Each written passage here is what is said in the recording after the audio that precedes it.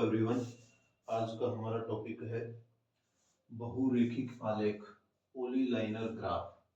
इससे पहले हम साधारण रेखिक आलेख या सिंपल लाइनर ग्राफ कंप्लीट कर चुके हैं। तो बहुरेखिक आलेख और साधारण रेखिक आलेख में कोई ज़्यादा डिफरेंस नहीं होता है बनाने की प्रक्रिया में।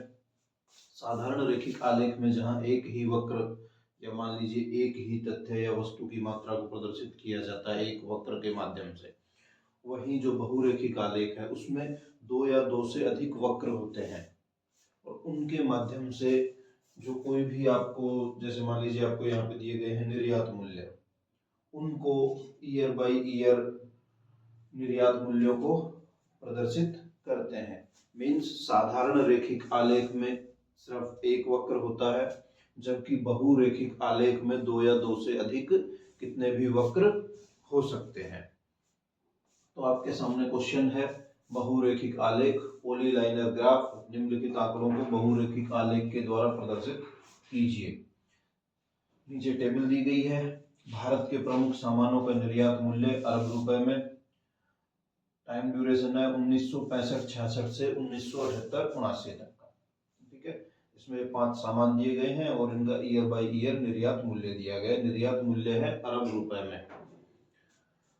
तो सबसे पहले किसी भी आलेख, आरेख या डायग्राम को बनाने से पहले सबसे फर्स्ट स्टेप होता है कि उसकी मापनी का चयन करना। तो चलो स्टार्ट करते हैं।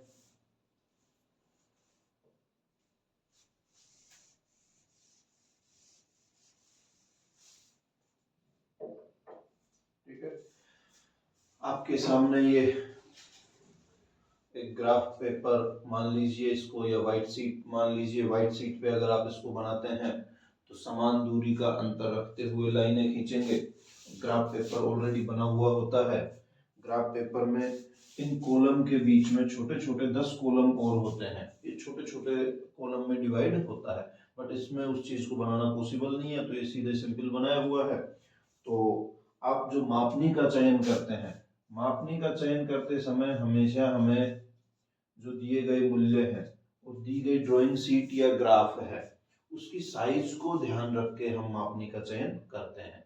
मापनी का चयन इतना बड़ा भी नहीं हो जाए कि भाई जो आपका डायग्राम है या आलेख है वो बहुत छोटा बने, या बहुत ज्यादा बड़ा बन जाए जिससे कि आपकी जो व्हाइट शीट दी हुई है या ग्राफ पेपर है उसके ऊपर वो डेटा समायोजित ही ना हो पाए।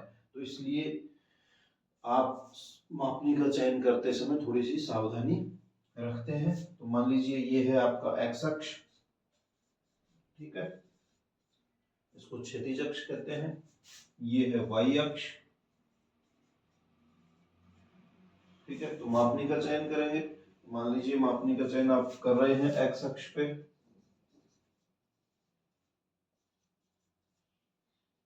ठीक है। तो एक्स अक्ष पे दो बड़े कॉलम बराबर क्या है, वर्ष, तो एक वर्ष, क्योंकि जो एक्स अक्ष होता है उसके ऊपर हमेशा समय को प्रदर्शित करते हैं। सेकंड है वाई अक्ष,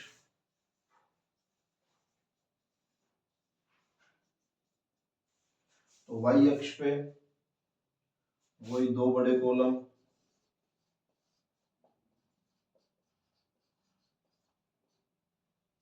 ठीक है। निर्यात मूल्य दिया गया है, निर्यात मूल्य है अरब रुपए में। तो अब कितना, दो बड़े कॉलम बराबर 1 अरब, ठीक है। ये आपकी मापनी हो गई। अब इसके आधार पे हम बहुरेखिक आलेख तैयार कर सकते हैं। तो करते हैं स्टार्ट। एक्स अक्ष पे, एक्स अक्ष पे हमने मापनी ली है दो बड़े कॉलम बराबर 1 वर्ष, मतलब दो बड़े कॉलम यहाँ पे कंप्लीट हो जाते हैं। तो कहाँ से स्टार्ट है हमारा डेटा, 1965-66 से। तो यहाँ पे लिख देंगे 1965-66। नेक्स्ट फिर है 1970-71, 1970-71। उससे आगे 1973-74, ठीक है, 1973-74। नेक्स्ट 1974-75, नेक्स्ट 1975-76,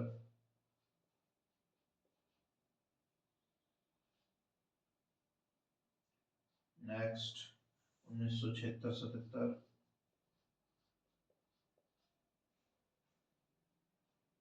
नेक्स्ट 1977-78, ठीक है, फिर नेक्स्ट 1978-79,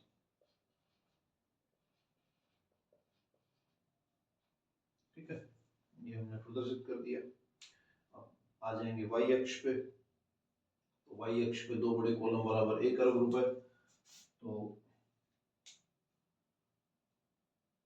यहाँ पे 0, ठीक है, दो बड़े कॉलम बराबर 1, यहाँ पे 2, यहाँ पे 3, यहाँ पे 4, यहाँ पे 5, यहाँ पे 6, यहाँ पे 7, ठीक है, तो यहाँ तक प्रदर्शित कर देंगे। इस तरफ लिख देंगे क्या, वर्ष, ठीक है, और इधर आ जाएगा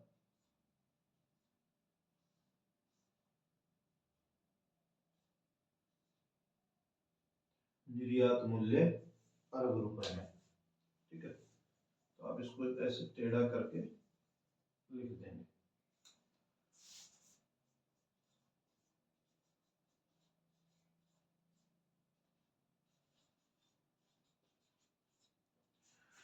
आप सीट पे आसानी से लिख पाएंगे, ब्लैक बोर्ड पे थोड़ा सा तिरछा लिखना आसान नहीं है। तो स्टार्ट कीजिए। सबसे पहले क्या है, चाय का सामान।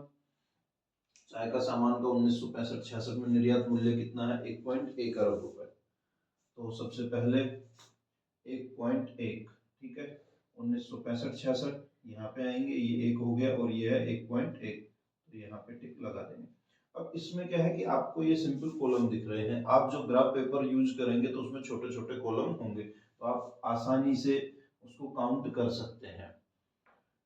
एक बड़े कॉलम में 10 छोटे कॉलम होते हैं, तो आप आसानी से उनको काउंट करते हुए टिक लगा सकते हैं। नेक्स्ट है 1970-71 में 1.4, तो ये है 1970-71, इसमें है 1.4, लगभग यहाँ आ जाएगा, ठीक है।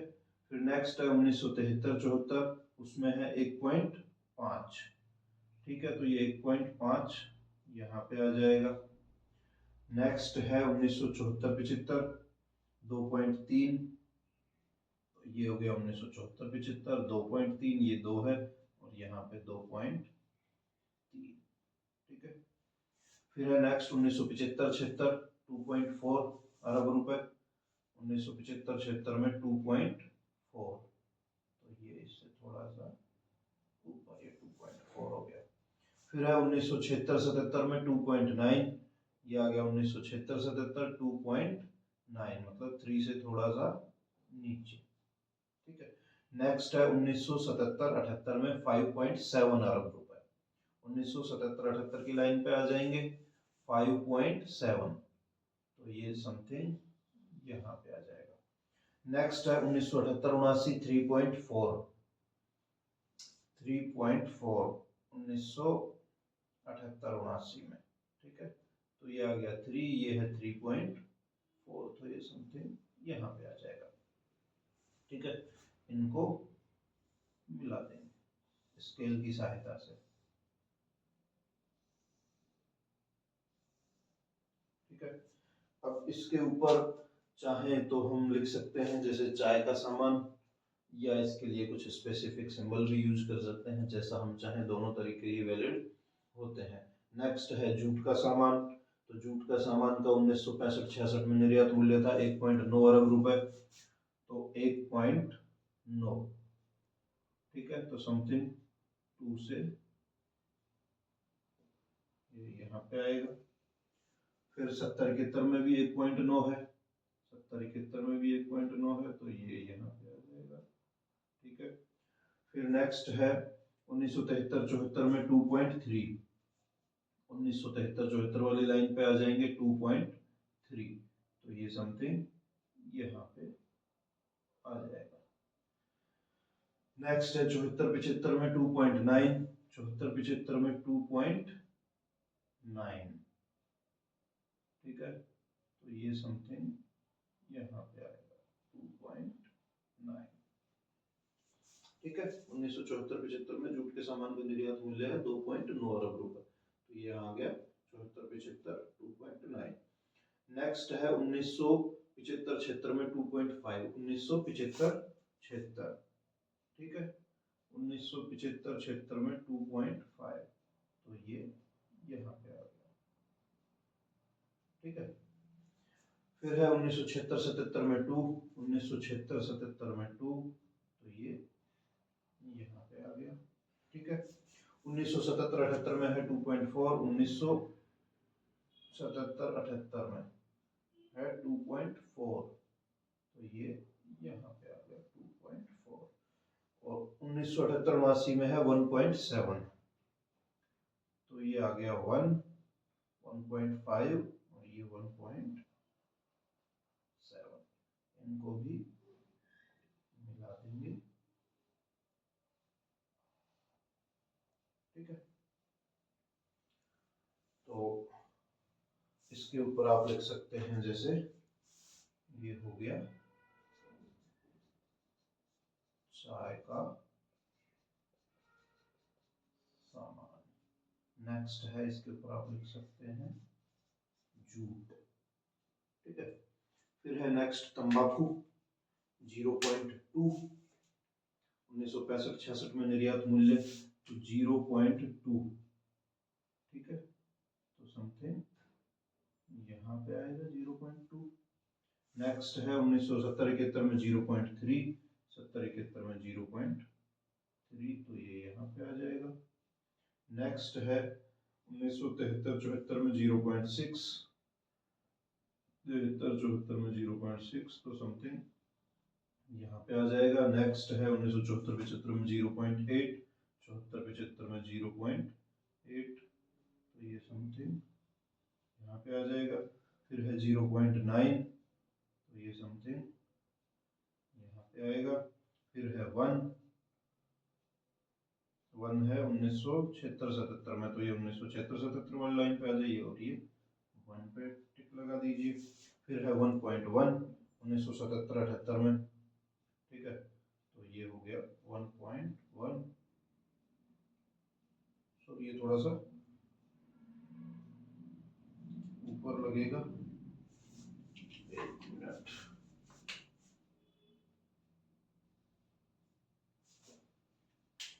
ये है 1.1, तो 1 से थोड़ा सा ऊपर लगाएंगे इसको, ये इधर, ठीक है। नेक्स्ट भी है 1.1, तो इसको भी एक से थोड़ा सा ऊपर, ये हो गया, इनको भी मिला देंगे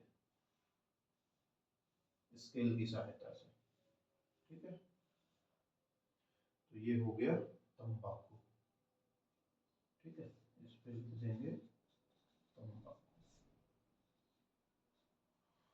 नेक्स्ट है चमड़े का सामान, तो चमड़े का सामान है 0.3, 1965-66 में, तो 0.3 जस्ट इसके ऊपर आएगा। फिर है 0.7, 0.7 समथिंग यहाँ पे आएगा। नेक्स्ट है 1.7, 1973-74 में 1.7, 1973-74 में है 1.7, ठीक है, तो ये आएगा यहाँ पे 1.7। नेक्स्ट है 1974-75 में 1.3, 74-75 में 1.3, तो ये आएगा यहाँ पे। नेक्स्ट है 2, 75-76 में 2, ठीक है, 75-76 में 2, तो ये यहाँ पे आएगा। फिर है 76-77 में 2.6, 76-77 में 2.6, तो ये 2.6 यहाँ पे आएगा। नेक्स्ट है 1977-78 में 2.5, 77-78 में 2.5, तो ये यहाँ पे आ जाएगा। ठीक है। नेक्स्ट है 1978-79 में 3.3, तो ये आ जाइए 3 और ये है 3.3, ठीक है। तो ये जस्ट इससे नीचे रहेगा, इसको भी आपस में मिला देंगे।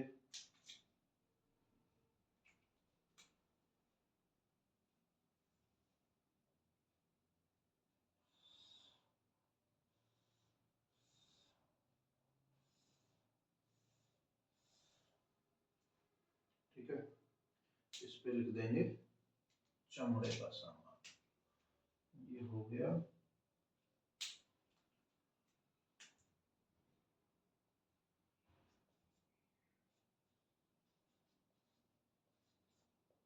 चमड़े का सामान। नेक्स्ट है सूती कपड़ा। सूती कपड़ा का निर्यात मूल्य है 1965-66 में 0.5, ठीक है। तो 0.5, 0.5 ये टिक लगेगा यहाँ पे 0.5। नेक्स्ट है 1, तो ये टिक लगेगा यहाँ पे 1। नेक्स्ट है 2.6, 73-74 में 2.6, तो ये है 2, 2.5, 2.6। नेक्स्ट है 2.5 74-75 में, तो ये हो गया 2.5। नेक्स्ट है 3.0 75-76 में, 75-76 में 3, तो ये यहाँ पे, ठीक है। फिर है 1976-77 में 5.1, 76-77 वाली लाइन पे आएंगे 5.1, ये आ गया 5, ठीक है, और ये हो गया 5.1। नेक्स्ट है फिर 77-78 में 4.6, ठीक है। 77-78 वाली लाइन पे आएंगे 4.6, ये हो गया 4, ये 4.5 और ये 4.6, ठीक है। नेक्स्ट है 78-79 में 5.5, 78-79 में 5.5, ठीक है,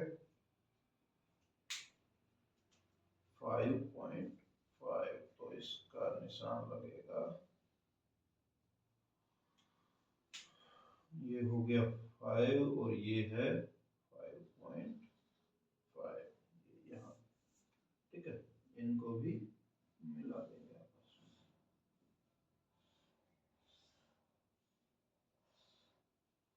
ठीक है। तो ये था चाय का सामान, और लास्ट ये क्या हो गया, ये हो गया सूती कपड़ा, ठीक है। अब हम जैसे ये वक्र तैयार कर रहे हैं, तो इसमें क्या सिंपल कॉलम है। आप जैसे ग्राफ पेपर में बनाएंगे तो उसमें छोटे छोटे, बड़े कॉलम में छोटे छोटे 10 कॉलम होंगे, उनको काउंट करके आप आसानी से एकदम राइट जगह पे टिक लगा सकते हैं। तो अब जैसे मान लीजिए आपका ये ग्राफ पेपर पे बहुरेखिक आलेख कंप्लीट हो गया, तो अब इसमें आगे की प्रक्रिया क्या होगी, इसमें आगे की प्रक्रिया होगी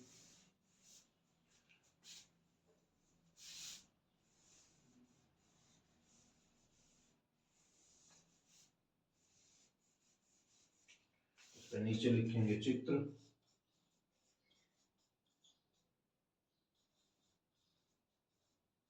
बहु रेखिक आलेख, ठीक है। यहाँ पे डालेंगे हेडिंग, भारत के प्रमुख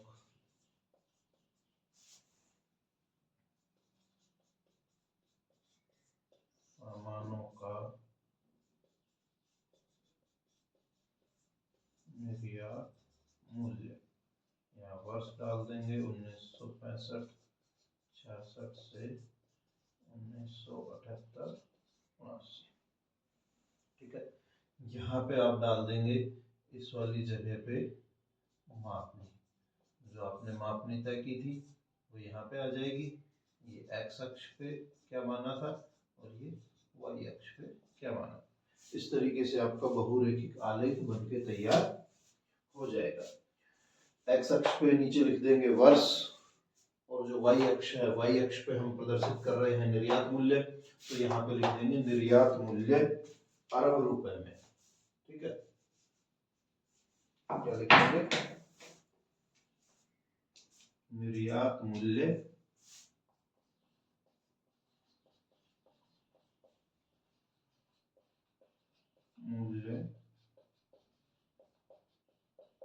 अरब। इस तरीके से आप सीधा एकदम स्ट्रेट लिखेंगे इसको। तो इस तरीके से आपका बहुरेखिक आलेख बन के तैयार हो जाता है। बहुरेखिक आलेख बनाते समय या तो आप इस तरीके से ये जो अलग अलग वक्र बनाए हैं इनके ऊपर इनका नाम लिख सकते हैं, सूती कपड़ा, चाय का सामान, चमड़े का सामान, जूट, तंबाकू, ये इनको प्रदर्शित कर रहे हैं। या एक दूसरा तरीका होता है कि आप अलग अलग रेखाओं के माध्यम से इनको प्रदर्शित करें, जैसे इनमें अलग अलग सिंबल यूज करें। जैसे इस पे आपने इस तरीके से बना दिया, ठीक है, बना सकते हैं, या इसके ऊपर आपने स्टार बना दिया। तो अगर आप अलग अलग रेखाओं के माध्यम से बनाते हैं और संकेत चिन्ह यूज करते हैं तो आप साइड में क्या करेंगे, यहाँ पे एक संकेत चिन्ह का कॉलम भी बनाएंगे। जैसे मान लीजिए जो स्टार है, स्टार प्रदर्शित करता है किसको? तंबाकू। ठीक है, डॉट उसके ऊपर बड़ा गोला वो प्रदर्शित करता है चाय को। तो एक ये तरीका भी होता है। सिंपल तरीके से करना है तो सीधे लाइनों को मिलाइए और उनके ऊपर नाम, वक्र के ऊपर नाम लिख दीजिए, सूती कपड़ा, चाय का सामान, या जो भी है आपका।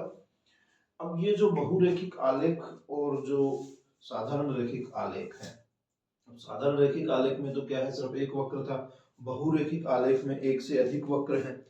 तो इसका फायदा ये रहता है कि अलग अलग क्षेत्रों में जो भी उत्पादन है या जो तथ्य है उनकी तुलना करने में आसानी रहती है। अब इन मूल्यों को देख के आप आसानी से तुलना नहीं कर सकते सारणी में, पर यहाँ पे आप आसानी से तुलना कर सकते हो कि कौन से वर्ष में किस वस्तु का निर्यात मूल्य सर्वाधिक था या किसका सर्वाधिक कम था, या किसका निर्यात मूल्य बढ़ रहा है धीरे धीरे, किसका घट रहा है। ठीक है, तो ये बहुरेखिक आलेख कंप्लीट हो जाएगा इस तरीके से। Thank you.